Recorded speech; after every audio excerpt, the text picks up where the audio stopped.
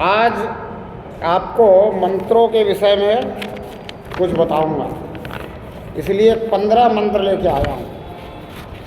कल एक मंत्र दिया था कि आप इसके विषय में बताना, मंत्र के विषय में।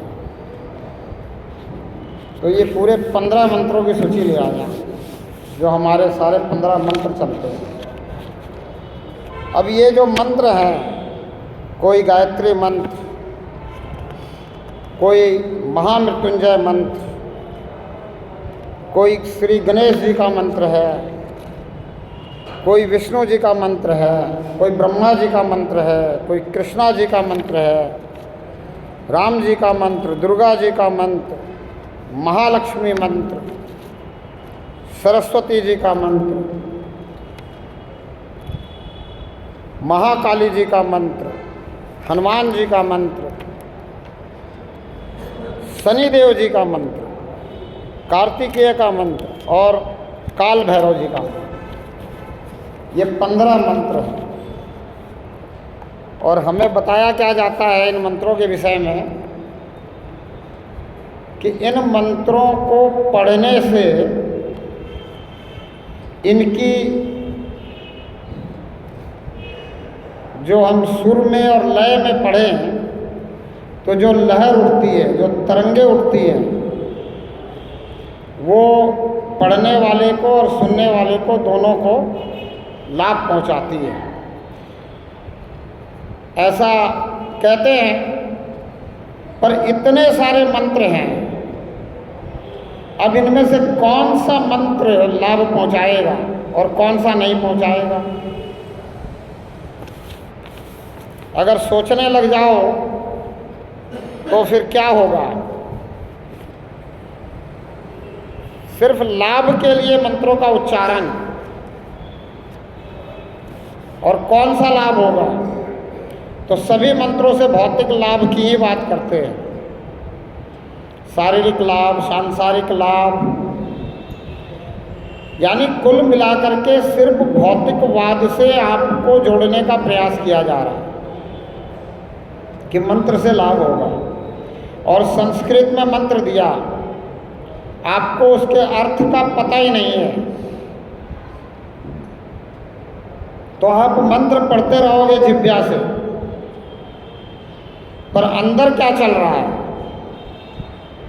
किस मंत्र को पढ़ रहा हूं तो ये लाभ होगा, ये लाभ होना ही चाहिए।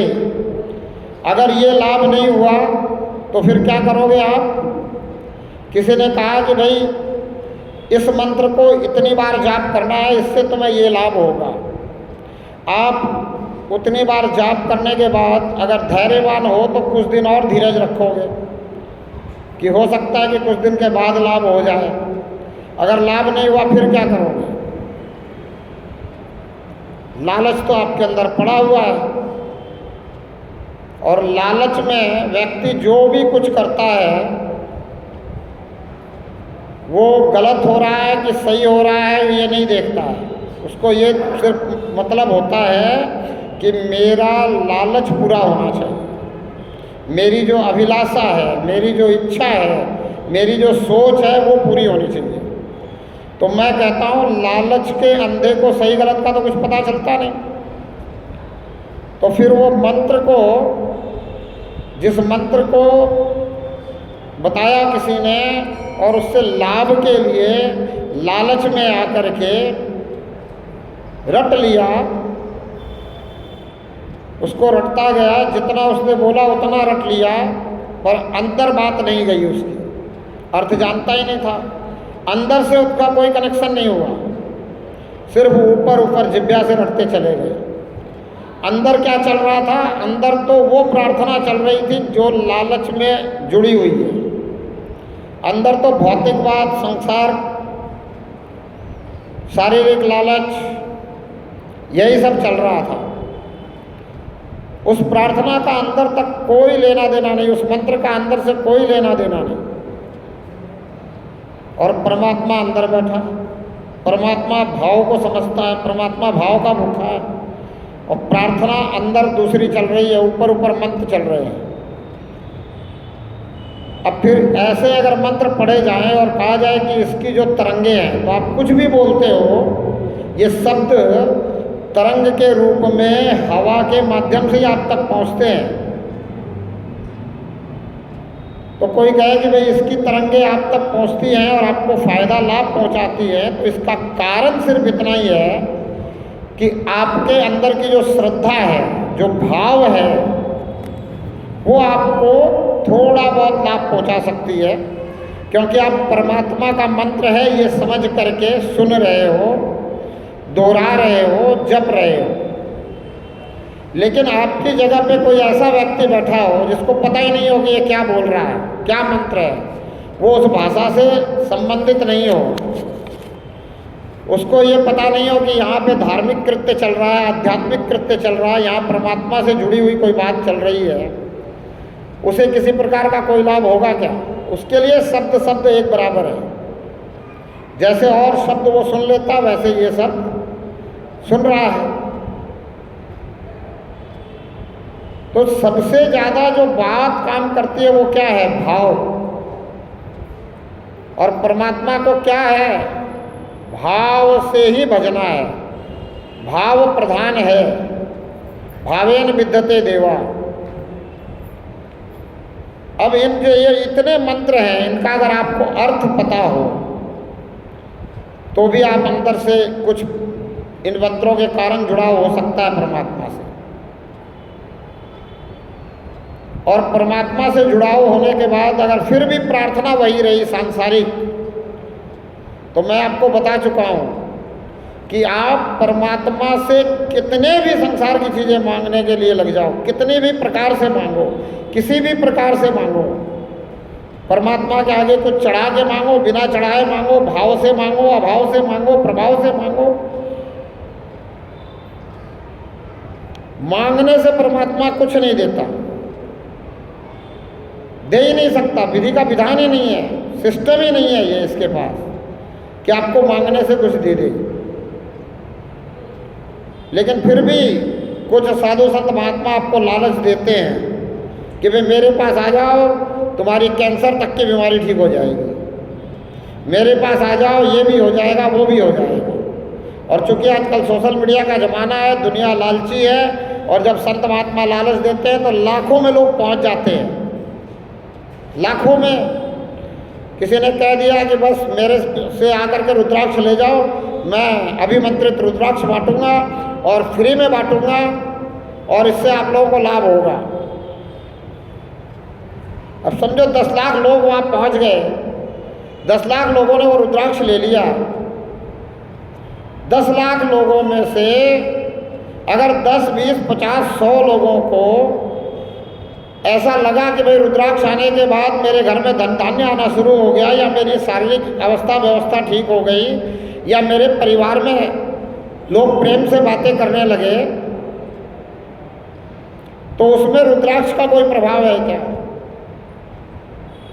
भाई 10 लाख लोगों ने अगर रुद्राक्ष लिया, जैसे अभी यहाँ 2.5 लाख रुद्राक्ष बटे थे, तो 2.5 लाख लोगों ने अगर रुद्राक्ष लिया, उसमें से अगर 250 आदमी का कुछ बात बनती हुई दिखे, तो उसके लिए क्या कहोगे आप? रुद्राक्ष के कारण है। अगर रुद्राक्ष के कारण होते तो मैं कहता हूँ कम से कम 1.25 लाख लोगों के पास तो होना था। जो 2.5 लाख रुद्राक्ष लेके गए यहाँ से, वो श्रद्धा के कारण लेके गए होंगे, भाव के कारण लेके गए होंगे, तो कम से कम 1.25 लाख लोगों पे तो उस रुद्राक्ष का असर होना था। और इस दुनिया में आज तक कोई ऐसा संत महात्मा मैंने नहीं देखा जो ये कहता हो कि भाई मेरे पास आ जाओ, और जिसका मेरे पास आने के बाद मेरे मंत्र लेने से, या मेरे हाथ से रुद्राक्ष लेने से, या मेरे हाथ से कंठी लेने से, या मैं जैसे कहूँ वैसे तिलक लगाने से, या मैं जो कहूँ उसके जाप करने से अगर कोई फायदा नहीं हो, तो वो आकर के माइक लेके बोलो। ऐसा तो मैंने किसी को करते देखा नहीं।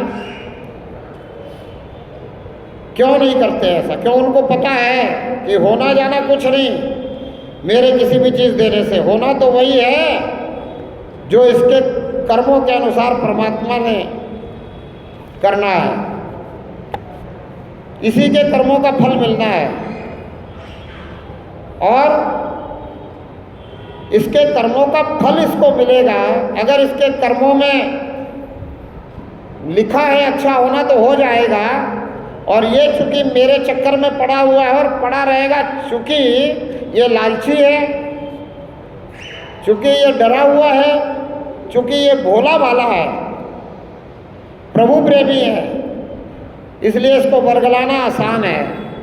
तो फिर वो मेरा बन जाएगा, और जब मेरा बन जाएगा तो फिर क्या करेगा? भाई ये तो भारत भूमि है, संतों की सेवा करनी चाहिए, भक्तों की सेवा करनी चाहिए, तो सेवा करेगा। अब 2.5 लाख रुद्राक्ष बांट दिए या 10 लाख रुद्राक्ष बांट दिए, 10 लाख में से अगर 100 आदमी को फायदा हो गया, वो 100 आदमी मेरे पास आ जाएं और भारतीय सनातन सभ्यता के हैं, तो पूर्ण समर्पित भाव से नहीं आए, अर्पित भाव से आ जाए, तो भी कुछ ना कुछ अर्पण तो करेंगे ही। बस सिर्फ इस फायदे के लिए आज सब झूठ बोल रहे हैं कि इस मंत्र से लाभ होगा, इस रुद्राक्ष से लाभ होगा, इस कंठी से लाभ होगा, ऐसा होगा वैसा होगा। कुछ नहीं। कोई भी सांसारिक चीज अगर मिलनी है तो कर्म से मिलनी है। इस बात को तुलसीदास जी ने बहुत पहले लिख दिया। 400 साल पहले रामायण लिखी गई, उस समय लिख दिया रामचरितमानस में कि सकल पदार्थ है जग माही और कर्महीन नर पावत नहीं। ऐसा नहीं लिखा कि प्रभु से जो प्रेम करेगा उसको संसार की चीजें मिल जाएंगी। ये सकल पदार्थ संसार में है, जो भी परमात्मा से प्रेम करेगा उसको मिल जाएगी। नहीं, परमात्मा के से प्रेम करने से क्या मिलेगा उसका अलग विधान बता दिया कि हरि व्यापक सर्वत्र समाना और प्रेम ते प्रकट हो ही मैं जाना। बोला परमात्मा से अगर तुम्हें प्रेम है तो तुम्हारे लिए परमात्मा प्रकट हो जाएगा। परमात्मा तुम्हारे हाथ पकड़ के तुम्हें चलाने लग जाएगा।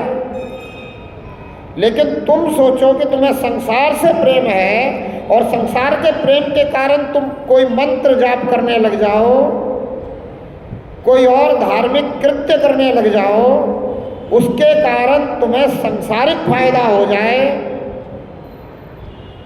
तो ऐसा संभव नहीं है। भाई आज से 400 साल पहले लिखा उन्होंने, 400 साल पहले भावनाएं अच्छी रही होंगी, दोनों बातें बता दी कि कर्म से क्या मिलेगा और प्रेम से क्या मिलेगा।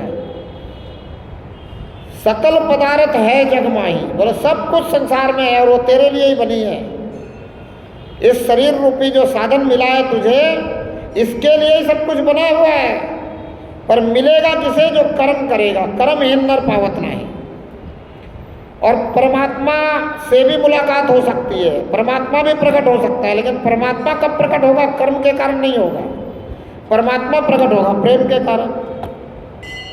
हरि व्यापक सर्वत्र समाना प्रेम ते प्रकट हो ही मैं जाना। तो जो वेदांतिक महात्मा है, जो वेदांतिक संत हैं, वो सिर्फ प्रेम की बात करते हैं कि तेरा वास्तविक प्रेम हो जाए परमात्मा से। गीता में कृष्ण कहते हैं कि तुझे श्रद्धा करनी है परमात्मा पे, श्रद्धा यान लभते ज्ञानम।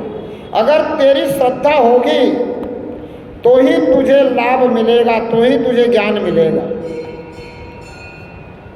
श्रद्धा के बिना ज्ञान नहीं मिलेगा। अब कोई कहे ना कि भाई श्रद्धा रखो परमात्मा पे, श्रद्धा रखने से सब कुछ मिल जाएगा, और कितनी कहानियाँ आपको सुनाते रहे। आजकल मैं देख रहा हूँ टीवी पे, कभी मौका मिलता देखता हूँ, शनि महाराज की कहानी चल रही है, इसकी कहानी चल रही है, उसकी कहानी, और सब में सांसारिक लाभ जोड़े हुए हैं।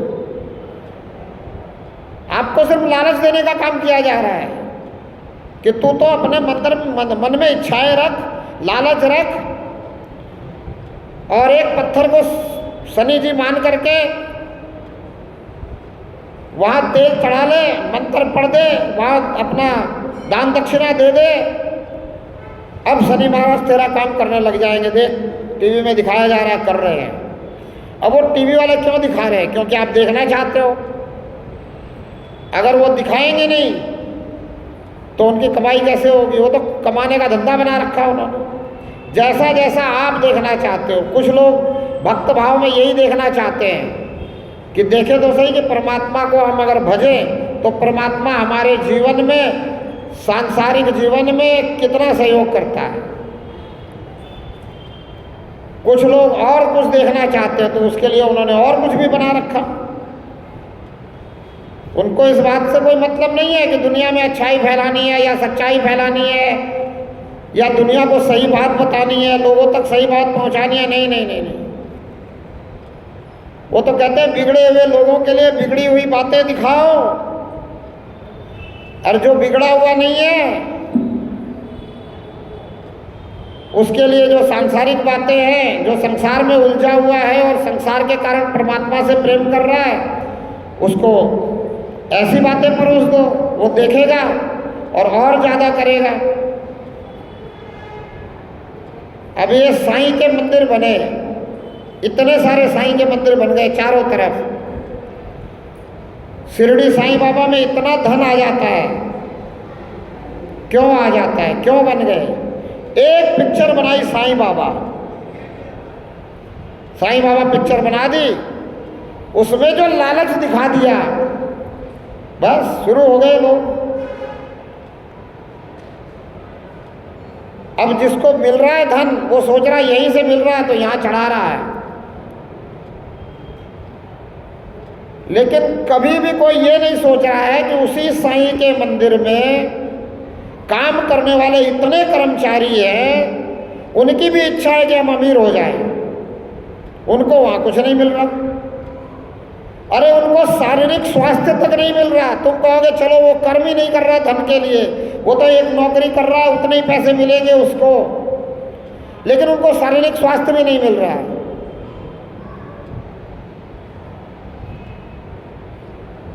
भाई वो तो वही रह रहा है, दिन रात वहाँ रह रहा है, नहीं तो 8 घंटे तो रह ही रहा है। उस साईं बाबा की नगरी में रहने वाले क्या सारों को धन दे दिया? क्या धन मिल गया? जहां जहां जिस जिस देवी देवता की मान्यताएं हैं, क्या वहां सब सुखी हो गए? क्या नहीं, सबको अपने अपने भाग्य के अनुसार मिलता है, किस्मत के अनुसार मिलता है, लेकिन लालच में, डर में और भाव में, भोले भाव में। क्यों? क्योंकि किसी ने कह दिया कि भोले भाव मिले रघुराई, तब वो सोच रहा है कि रघुराई मिले या ना मिले, धन तो जरूर मिल रहा है। भोले भाव में वो फंसा पड़ा है, उसको रघुराई से कोई मतलब नहीं है, उसको परमात्मा से कोई मतलब नहीं है। वो सोच रहा है बस परमात्मा मुझे धन दे रहा है, परमात्मा ने मुझे अच्छी पत्नी दे दी, वो मातृशक्ति सोच रही है परमात्मा ने मुझे अच्छा पति दे दिया, तो वो लगे हुए हैं। अब किसी बहन को, किसी देवी को घर वालों ने कह दिया, बोला 16 सोमवार करने से अच्छा पति मिलेगा।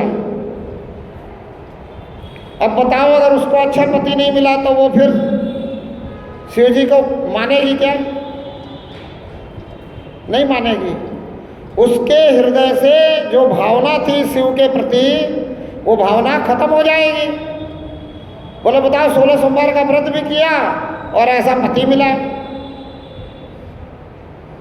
इसका मतलब शिव जी ने हमारी सुनी नहीं। अब उसके अंदर अगर ये भाव आ जाए कि शिव जी ने हमारी सुनी नहीं, हमारी श्रद्धा में कोई कमी है, हमारे को बताने वाले ने सही से बताया नहीं होगा, तो अब वो क्या करेगी? अब वो ऐसे व्यक्ति को ढूंढेगी जो कोई सही बात बता दे, तो उस हिसाब से मैं शिव जी का कुछ कर लूं ताकि इसमें बदलाव आ जाए। अब वो उस चक्कर में फंसी रहेगी। अगर 2-4 बार किसी से मिलने के बाद भी उसके भाग्य में नहीं है, अगर वो बात नहीं बदलती है, तो फिर क्या होगा?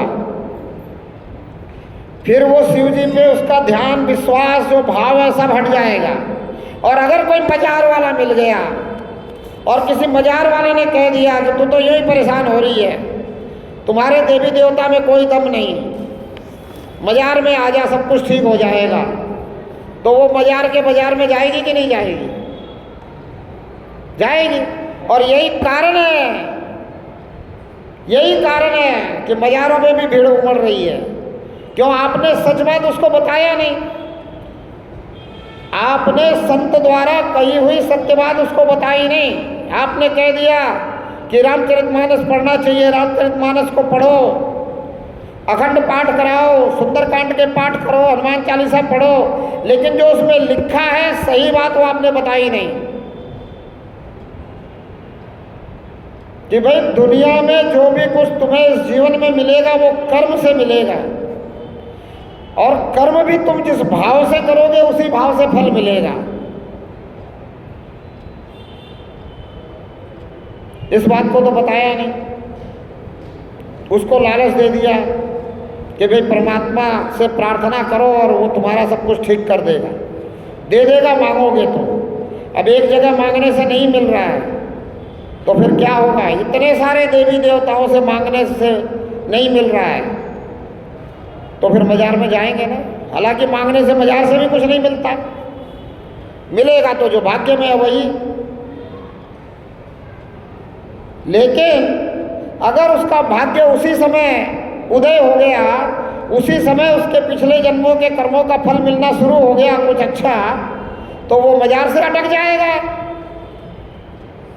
अब यही कारण है कि वो मजारों में अटके हुए हैं और फिर हम चिल्ला रहे हैं कि हमारे इतने सारे देवी देवता होते हुए भी हमारे जो है सनातनी मजार में क्यों जा रहे हैं, क्यों उस लेटे हुए मुर्दे की पूछ कर रहे हैं, क्यों उस मुर्दे के पीछे पड़े हुए हैं? कारण ये है कि हमने उनको लालच में डाल रखा है, हमने उनको सही बात बताई नहीं, हम उनको लालच दे रहे हैं। और परमात्मा कह रहा है कि लालच बुरी बला है, और सांसारिक लालच तो बुरी बला है ही है। लालच में आदमी झूठ बोल रहा है और वो समझ रहा है कि झूठ बोलने से मेरा व्यापार, मेरा काम सब कुछ चल रहा है, लेकिन ये नहीं सोच रहा है कि जिसका व्यापार बंद हो रहा है, जिसकी फैक्ट्रियां बंद हो रही है, वो क्यों बंद हो रही है? क्या उसको झूठ बोलने नहीं आता? भाई उसके कर्मों का फल है, उसके भाग्य में उतने ही दिन वो विषय वस्तु का भोग लिखा था, उतना ही उसका संबंध था उस विषय वस्तु से, तो उसे जाना ही है। और ऊपर से झूठ बोल करके और अपने जो है खराब कर लिए, बिगाड़ लिए भाग्य को। तो इसलिए वेदांती महात्मा तो यही कहते हैं कि भाई ये मत सोचना कि मंत्रों से, लहरों से, तरंगों से कुछ सांसारिक फायदा हो जाएगा, नहीं होगा। और अगर तुम्हें परमात्मा से प्रेम है तो परमात्मा को भाषा की जरूरत नहीं है, किसी मंत्र की जरूरत नहीं है, किसी यंत्र की जरूरत नहीं। परमात्मा तो भाव का है, भाव से परमात्मा को भजो, अंदर ही अंदर। परमात्मा तो इस शरीर में मैं हूं और मेरे अंदर भी है। बार बार कहना पड़ता, तेरा साईं तुझ में जाग सके तो जाग। संत कहते हर घट मेरा साईया, सुनी सेज न कोई। कोई सेज सुनी नहीं है, हर घट घट में है, और भाव की प्रधानता है। अब भाव है आपके अंदर, प्रेम है, तो संत कहते जिन प्रेम कियो तिन प्रभु पायो। हम मानते ही नहीं, सुनते ही नहीं संतों की। हमें सुख चाहिए, हमारा दुख खत्म होना चाहिए, पर परमात्मा नहीं चाहिए। सिर्फ परमात्मा से सुख चाहिए। परमात्मा इतनी कृपा कर दे कि सारे दुख मिट जाएं, लेकिन परमात्मा नहीं चाहिए। और जबकि संत कहते हैं कि जिसकी अंगुली परमात्मा ने पकड़ ली उसको कोई दुख हो सकता है क्या? तो हम कहते हैं नहीं नहीं नहीं, उसको कोई दुख नहीं हो सकता। जिसकी अंगुली परमात्मा ने पकड़ ली उसको कोई दुख ही नहीं हो सकता। फिर भी हम परमात्मा को अपनी अंगुली नहीं पकड़ना चाहते। बार बार एक बात बताता हूं कि हमें अपनी अंगुली परमात्मा को पकड़ाना चाहिए, ये परम पिता है। लेकिन हम क्या सोचते हैं कि हम परमात्मा का हाथ पकड़ लें और फिर परमात्मा को हम जैसे कहें वैसे ये करने लग जाए, हमारी सुने, हमारा नौकर बन जाए, पूरी दुनिया का मालिक हमारा नौकर बन जाए। बताओ। और समझाने वालों ने भी हमें उल्टा सीधा समझा दिया, बोला भगवान भगत के बस में होता है। भाई भगत को जरूरत क्या है परमात्मा को बस में करने की? भक्त तो वो है जो परमात्मा के बस में रहना चाहे, जैसा परमात्मा चाहे वैसा रखे। एक तरफ आपको सिखाते हैं जहीं विधि राखे राम ताहीं विधि रहिए, दूसरी तरफ कहते हैं भगवान भगत के बस में होता है। पूरी तरह से आपको उलझा कर रखा हुआ है। कौन सी मानोगे, कौन सी समझोगे? अरे अपनी बुद्धि और विवेक का इस्तेमाल करो। जब बुद्धि और विवेक का इस्तेमाल करोगे तो समझ में आ जाएगा कि दुनियावी किसी मालिक को मैं नौकर बनाऊं तो वो भी मेरी नहीं सुनता। उसी का माल उसी को उठा के दूं तो वो कहेगा बड़ा होशियार आदमी है, चालाक आदमी है, बेवकूफ समझता है मुझे। तो आप क्या परमात्मा को बेवकूफ समझते हो? कह रहे हो तेरा तुझको अर्पण, क्या लागे मेरा, तेरा ही माल तुझको अर्पण, मेरा कुछ नहीं लगता। लेकिन तू इतना भोला भाला है कि तेरा ही माल तुझको पकड़ा दूं और फिर भी तू मेरा ही काम करेगा। अरे सुधार करो, कहो तेरा ही तुझको अर्पण, हो गया मैं भी तेरा। बदलो, कहीं कुछ अगर गड़बड़ दिख रहा है तो उसको बदलो।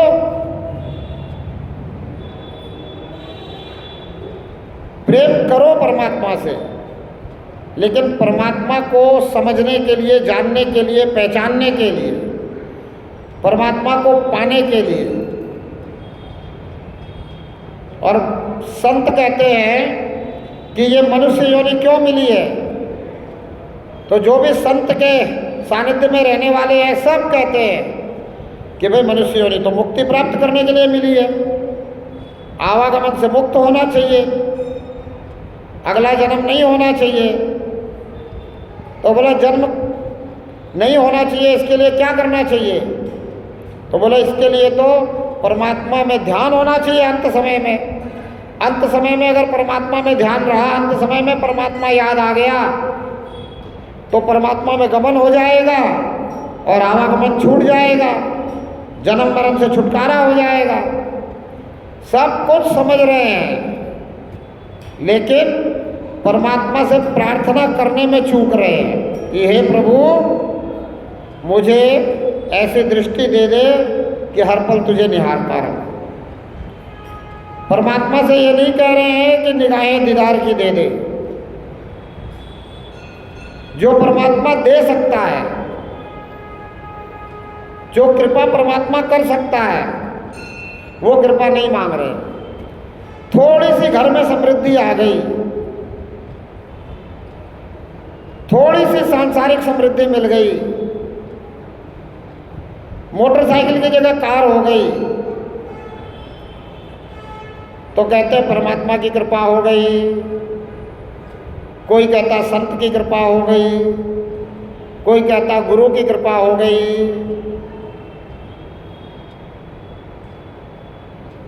उसमें भी निश्चय नहीं है कि कृपा आ कहाँ से रही है। जब आपके पास निश्चय नहीं है कि कृपा कहाँ से आ रही है तो फिर कृपा का धंधे करने वाले भी तैयार हो जाते हैं। फिर वो कहते हैं कृपा समोसे से आएगी, हरी चटनी से आएगी, लाल चटनी से आएगी, शराब से भी कृपा आ रही थी, काले बटुए से आ रही थी। जब तक आप लालची बने रहोगे, आपके लालच को ये भुनाएंगे, क्योंकि धर्म का धंधा ही लालच और डर का धंधा है।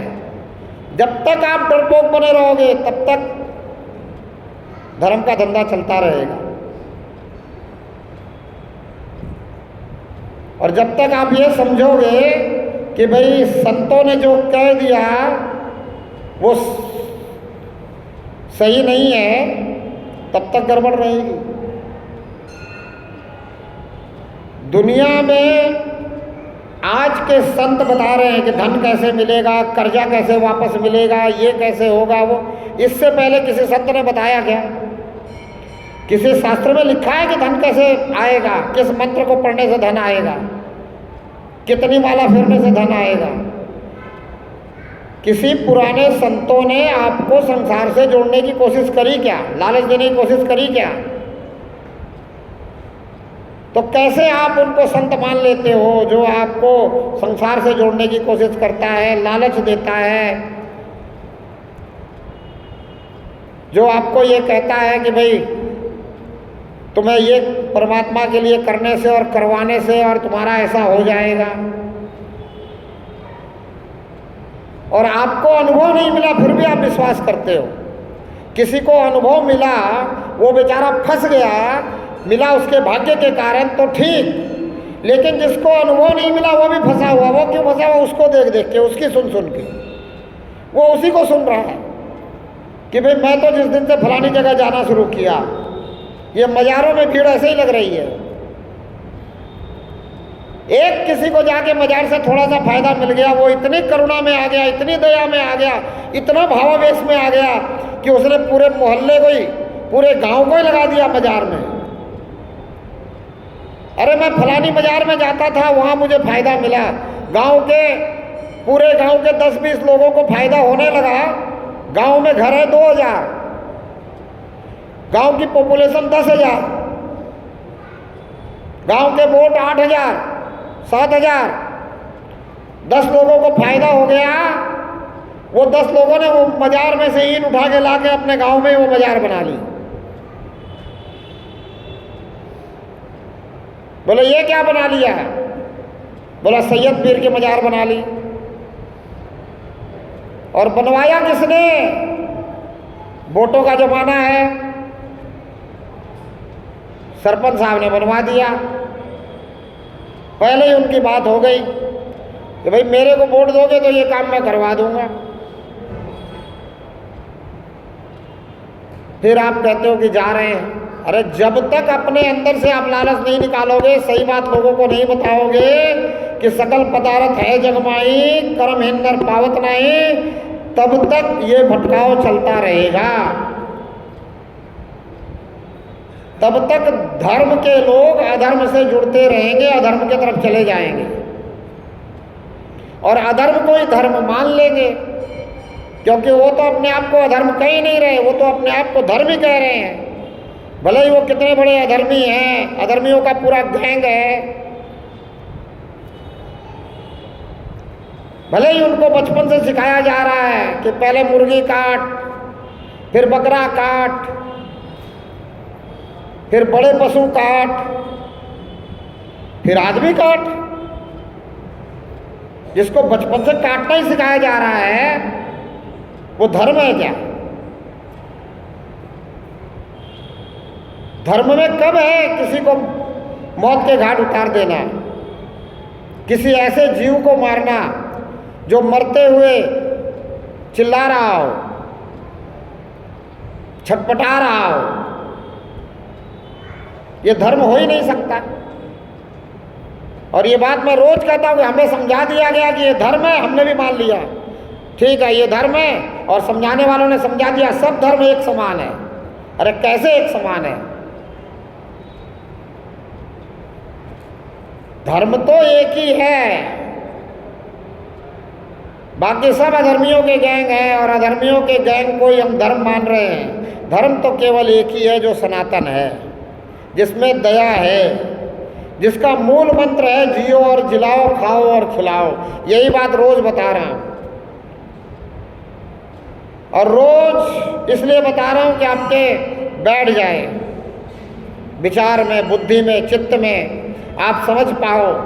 और रोज एक बात आपसे ये भी बता रहा हूँ कि प्रथम भक्ति संतन कर संगा, दूजी ममरति कथा प्रसंगा। दूसरी भक्ति शुरू करो, जो भी आपको संत से अच्छी बात मिली वो लोगों तक पहुँचाओ, लोगों को समझाओ धर्म क्या है, लोगों को बताओ दान कहाँ देना चाहिए, लोगों को बताओ परमात्मा से परमात्मा को मांगो। संसार की चीज़ें तो कर्म के फल के अनुसार ही मिलेगी। लोगों को समझाओ कि इन मंत्रों से अगर सब कुछ ठीक हो जाता तो इतने इतने मंत्र बना दिए हैं। 15 मंत्र तो मैं लेके आया हूँ। अगर वेदों की सारी ऋचाओं को मंत्र मान लो तो लाखों में है। मंत्र यानी क्या? प्रार्थना। संस्कृत भाषा में लिखी हुई है, सब मंत्र ही हैं। अगर इतने मंत्रों से कुछ लाभ हो जाता तो हमारे देश में शारीरिक व्यवस्था, स्वास्थ्य को सुधारने के लिए अथर्ववेद में आयुर्वेद की चर्चा करने की क्या जरूरत थी ऋषि मुनियों की? इसका मतलब कि उस समय भी ये ऋषि मुनि जानते थे और उन्होंने कह दिया था कि भाई ये मंत्र जो है, ये जो प्रार्थना है, ये आपको समझाने के लिए कही जा रही है कि परमात्मा से प्रेम करो परमात्मा के लिए, और कर्म करो संसार से प्रेम है तो। और अगर परमात्मा से प्रेम है और परमात्मा की पहचान हो गई है, परमात्मा के शरणागत हो गए हो, तो परमात्मा फिर तुम्हारे से जो करवाएगा वो सबसे अच्छा करवाएगा और उसका फल अच्छा मिलता रहेगा। लोगों को दिखे ना दिखे पर तुम आनंद में रहोगे। भले ही लोगों को तुम नंगे दिखोगे, दिगंबर दिखोगे, बोला कपड़े भी नहीं है इसके पास पहनने के लिए, लेकिन तुम आनंद में रहोगे और तुम्हारी बुद्धि सद्बुद्धि में पलट जाएगी। और सारे संत महात्मा जो आपको लालच देते हैं ना, वो भी एक ही बात कहते हैं जब उनसे बात करने लग जाओ। मैंने अपने जीवन में बहुतों से बात करके देखा, 89 से लेकर 2015 तक। फिर मैंने 2015 से अपने विचार साझा करने शुरू किए हैं लोगों से। फिर 2016 में पहली बार मुझे किसी ने बुलाया सोशल मीडिया में देख के कि आपके विचार सुनना है। तो फिर वहाँ मैंने कुछ सेवा संस्था शुरू करनी सोची कि चलो यह यादगार रहेगी कि पहली बार किसी ने मुझे यहाँ सिर्फ सोशल मीडिया में देख करके बुलाया प्रवचन के लिए। फिर मैं आज आपसे ये बात कह रहा हूँ कि किसी संत से आप ज़्यादा थोड़ा सा अर्जुन की तरह प्रश्न पूछने लग जाओ, वो तुरंत कह देंगे परमात्मा तुम्हें सद्बुद्धि दे। चाहे वो कितने ही बड़े गुरु हो, कितने ही बड़े संत हो, क्योंकि आपने तो बड़ा उनको कहना है जिनके पास ज़्यादा धन है, जिनके पास बड़ी गाड़ियां हैं, जिनके साथ तमाम सिक्योरिटी चलती हैं, जिनका भरोसा ही परमात्मा पे नहीं है। उनको तो सिर्फ धर्म का धंधा करना है। उनको तो आपके अंदर बैठे हुए लालच को नगद में भुनाना है। आपके अंदर बैठे हुए डर को नगद में भुनाना है। तो आपके सवालों के जवाबों को नहीं देते, आपको संतुष्ट नहीं करते, कहते परमात्मा तुम्हें सद्बुद्धि दे। यानी आपने उनकी बात मान ली तो परमात्मा ने आपको सद्बुद्धि दे रखी है। चाहे वो जो भी कहे आप मान लो। वो कहे कि बेलपत्तर चढ़ाने से परीक्षा में पास हो जाओगे, तो आप अपने बच्चे को कह दो अरे छोड़ पढ़ाई लिखाई, क्या करना है, कुछ नहीं करना, खेल कूद खूब मौज ले, बस जा करके बेलपत्तर चढ़ा देना, हो जाओगे पास। तो फिर आपको परमात्मा ने सद्बुद्धि दे रखी है। आप उनकी इस बात को मान लो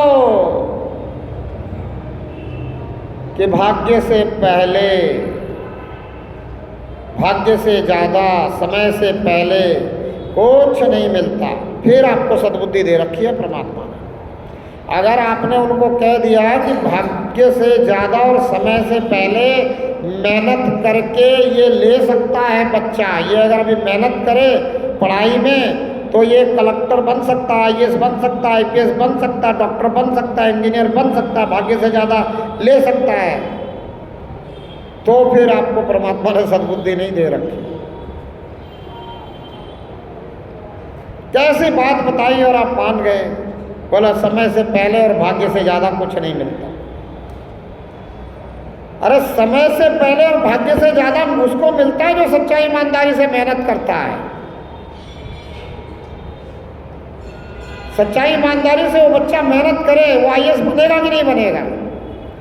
और वो इसी भरोसे बैठे रहे कि मेरा तो भाग्य में होगा तो मैं आईएएस बन जाऊंगा, मैं आईपीएस बन जाऊंगा, मैं डॉक्टर बन जाऊंगा, मैं इंजीनियर बन जाऊंगा, मैं लेक्चरर बन जाऊंगा, मैं प्रोफेसर बन जाऊंगा। तो फिर क्या होगा? बन गई बात। ऐसे ही मंत्रों के साथ है। एक व्यक्ति मुझे मिला, बोला मैं सवेरे रोज उठता हूँ और मंत्र पढ़ता हूँ। मैं कहा क्या पढ़ते हो? बोला क्राग्रे वस्ते लक्ष्मी, कर मध्य सरस्वती, कर मूले तु गोविंद, प्रभाते कर दर्शनम। मैंने कहा बहुत अच्छी बात है। इस श्लोक का अर्थ क्या है? तो बोला अर्थ भी जानता हूँ। मैंने कहा क्या अर्थ है बताओ? तो बोला लक्ष्मी हाथ के सबसे आगे बसती है, सरस्वती बीच में बसती है, परमात्मा हाथ के मूल में बसता है। क्राग्रे बसते लक्ष्मी, कर मध्य सरस्वती, कर मूले तो गोविंदम। इसलिए सुबह सुबह हाथ का दर्शन कर लेना चाहिए। मैंने कहा बहुत अच्छी बात है। अब इस अर्थ से तुमने समझा क्या? तो बोला समझ भी लिया। मैंने बोला क्या समझा? तो बोले ये समझा कि थोड़ी सी मेहनत करने से लक्ष्मी मिल सकती है, उससे थोड़ी सी ज़्यादा मेहनत करो तो विद्या आ सकती है, उससे थोड़ी सी और ज़्यादा मेहनत करो तो परमात्मा मिल सकता है। मैंने कहा बहुत अच्छा, सीख लिया, समझ लिया। अब क्या कर रहे हो? तो बोला अब तो उम्र हो गई, अब तो थोड़ी मेहनत करता हूँ और जितनी लक्ष्मी मिलती है उसमें गुजारा करता हूँ। मैंने कहा ये भी अच्छी बात है। जो प्राप्त है वही तुम्हारे लिए पर्याप्त है।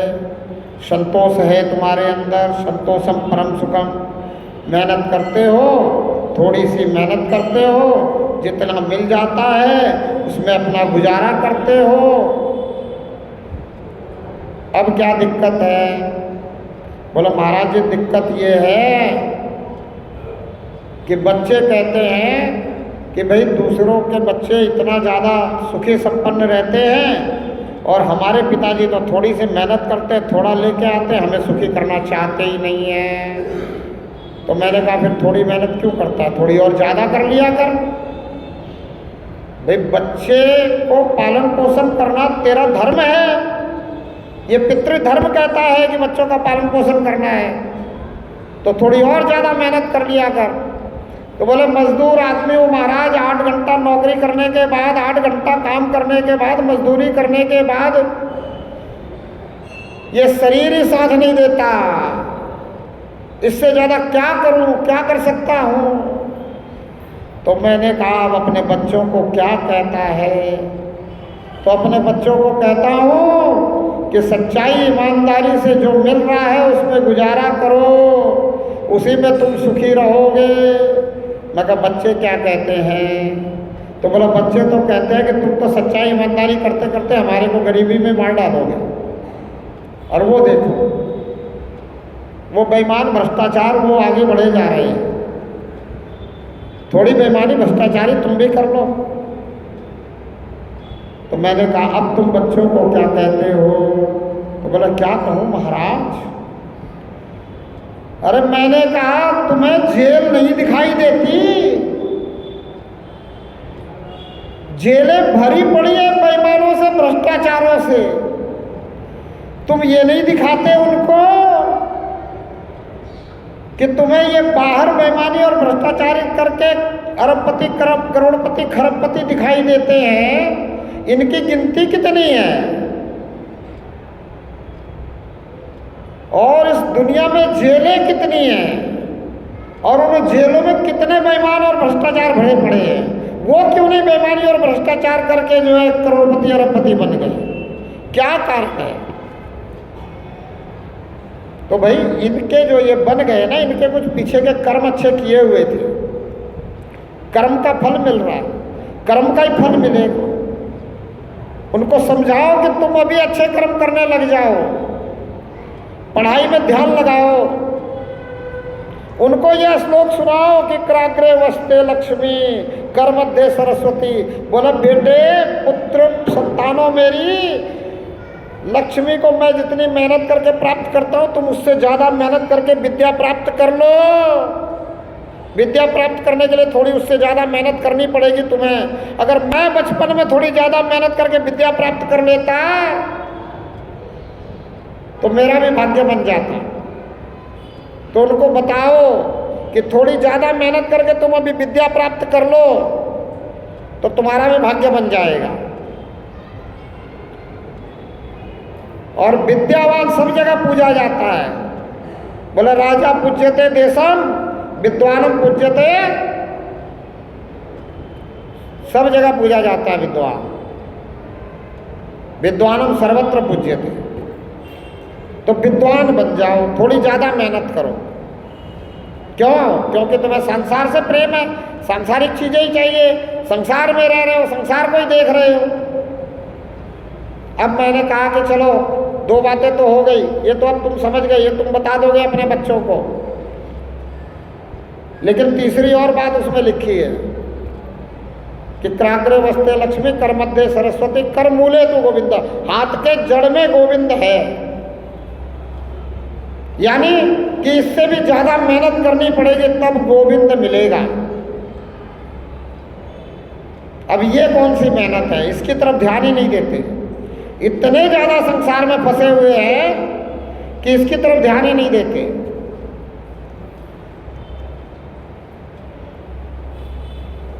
विद्या प्राप्त करने से भी ज्यादा मेहनत करनी पड़ेगी। अब विद्या प्राप्त तो हो जाती है बुद्धि से, ये काम बुद्धि का भी नहीं है। और ये कैसी मेहनत है? तो बोले शांत होना पड़ेगा। अब बताओ, शांत होने में सबसे बड़ी मेहनत है। सबसे बड़ी मेहनत किसमें है? शांत होने में। आप लोगों में से कोई ऐसा है जो 2-4 घंटा बिल्कुल शांत बैठ सकता है? कितने मिनट शांत बैठते हो? कितनी बड़ी मेहनत है शांत बैठने में। शांत बैठना, एकांत में बैठना, चुप बैठना, अंतर्मुखी हो जाने में बहुत बड़ी मेहनत है। सबसे बड़ी मेहनत का काम है, इसलिए कोई नहीं कर पाता है।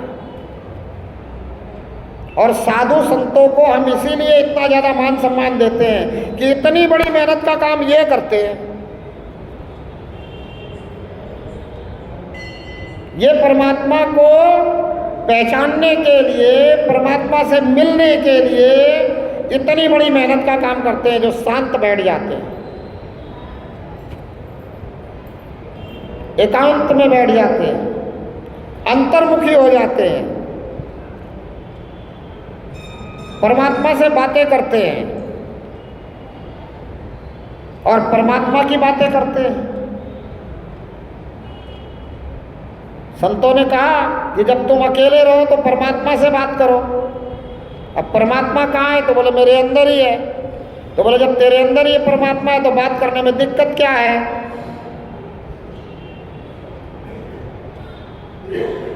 कोई दिक्कत नहीं है, तो परमात्मा से बातें करो। और जब कोई दूसरा शरीरधारी मिल जाए तो परमात्मा की बातें करो। भक्ति दूसरी शुरू करो, दूसरी भक्ति में अमृति कथा प्रसंगा। लेकिन ये सबसे मेहनत का काम है, इसलिए कहा कि कर मूले तो गोविंद।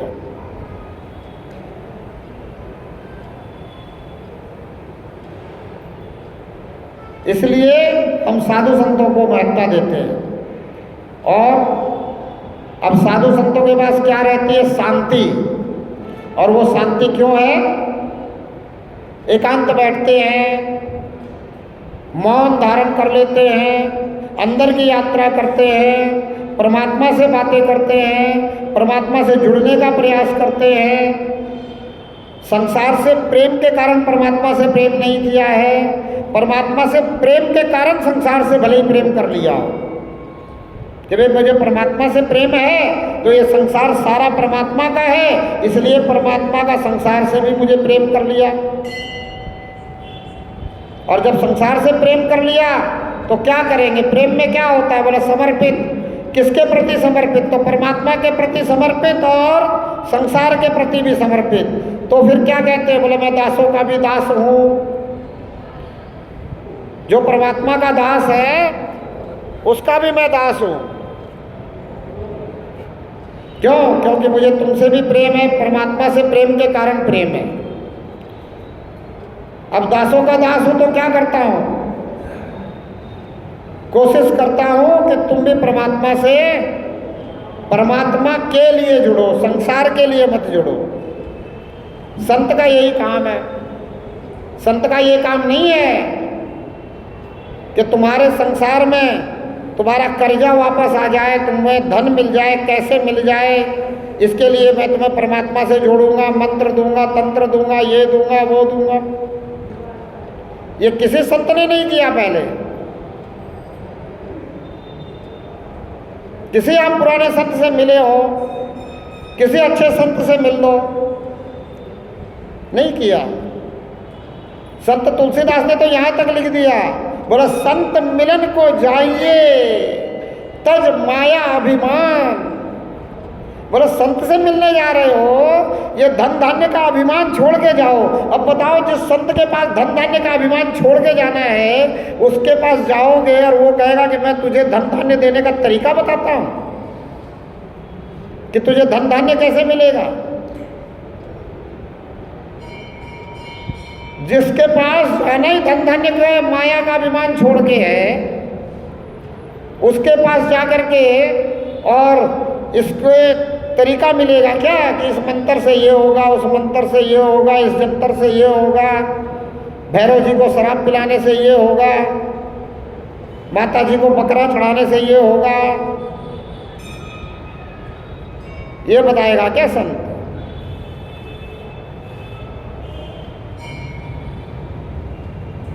ये संत का काम थोड़ी है। संत का काम क्या है? बेअंत से जोड़ना। संत स्वयं बेअंत से जुड़ा रहता है।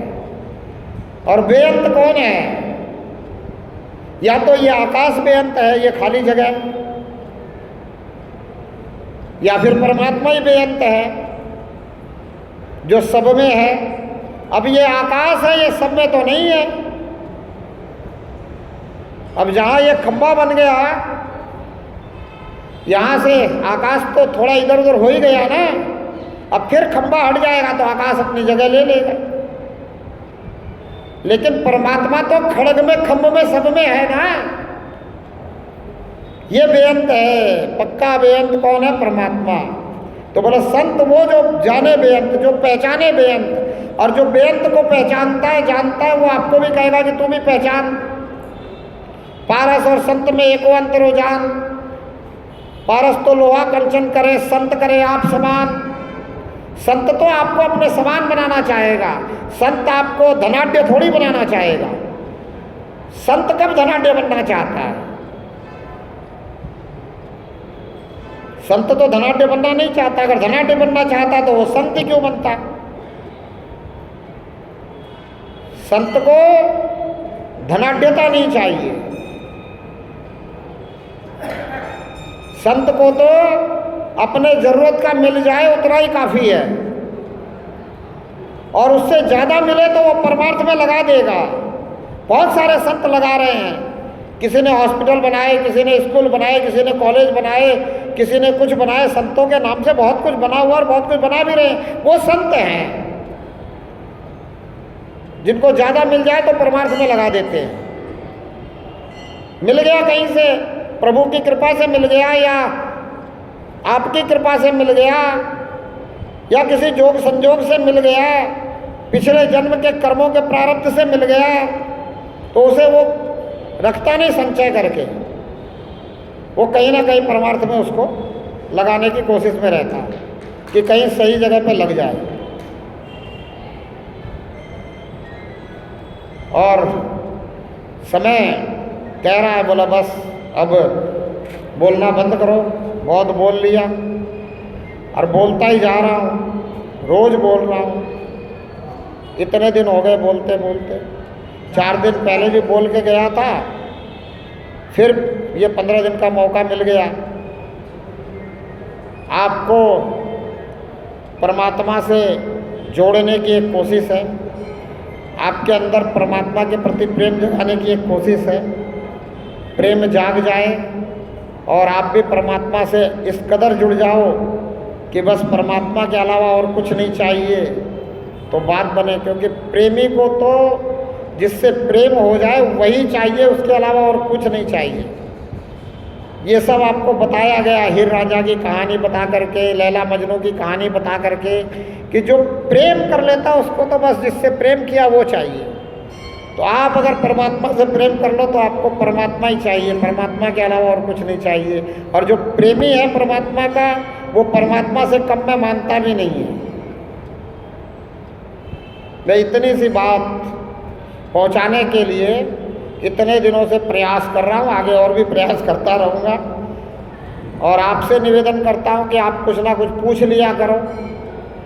जैसे किसी ने पूछा मंत्र के विषय में, जैसे किसी ने पूछा सूर्य नमस्कार के विषय में, अगर कुछ आपको और भी जानना हो तो पूछ लिया करो। बोलो परमपिता परमात्मा की, धर्म की, अधर्म का, प्राणियों में, विश्व का, गौ माता की, भारत माता की, सच्चे का, झूठे का मुंह, एक तू सच्चा, तेरा ध्यान सच्चा। हे प्रभु करो कल्याण, जिस विधि होए तेरा ध्यान। आत्मने नमः, परमात्मने नमः। अब गीता